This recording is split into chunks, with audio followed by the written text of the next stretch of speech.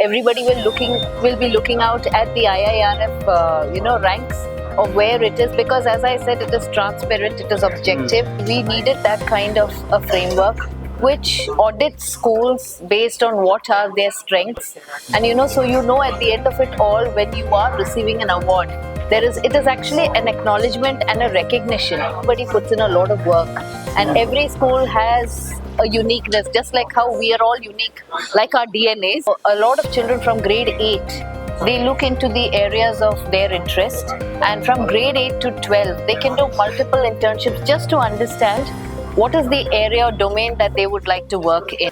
Thank you so much for having me here, ma'am. My first question is about the experience. How was the experience with the ICOSA?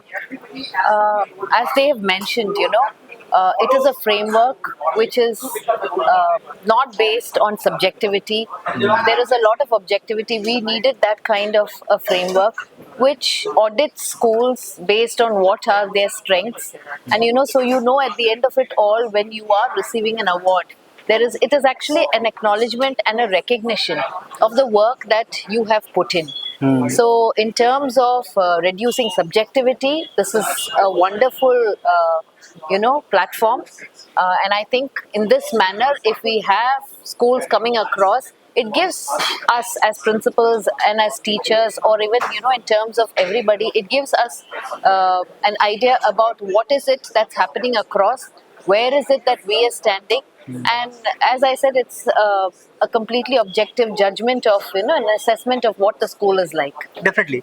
Any key takeaway that you want to share to our audience about this event? The key takeaway is, I'm sure in a few years from now, everybody will be looking out at the IIRF ranks of where it is, because as I said, it is transparent, it is objective. And the takeaway, of course, what I liked about the assessment is that it's not just giving you a rank, it's not just a comparison of schools. It also is working on what is it that are areas of improvement where you could work on. Because it's like how we say, everybody puts in a lot of work, and every school has a uniqueness, just like how we are all unique, like our DNAs. So every school is also very, very unique. But it's also about bringing best practices, it's about awareness, it's about building perception. And what happens is, after this, parents and students, they can make informed choices based on what fits them. So it's not about a one size fits all, it's about what fits my child, and it's about what is it that I look in terms of a school culture. That is what will come across. But somewhere the school culture in previous days, there were lack of guiding students for their career. So what should the schools do right now, and what you are doing right now for them to get their target for their careers? Okay, so what we do in our school is that we have internships.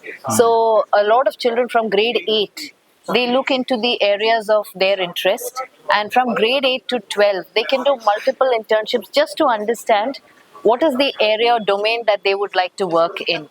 So that gives them a concrete experience, and then they would be able to choose. It equips them to choose what is okay for them and what is not. Another thing is, we also have an initiative called Roots to Wings in school.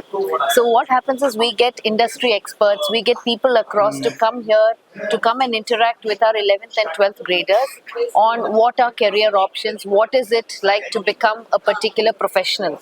So all that detail is given to them, and that is how they're able to choose whatever they want to. That's a great initiative, as it is also the UGC, University Grant Commission, has also done the same thing as UGC POP, Professor of Practice. Yes. Thank you for sharing this lovely experience with me, sir. So thank you so much. Yeah. It's lovely talking to you. Thank you very much. Thank you. The same here. Thank you. Thank you.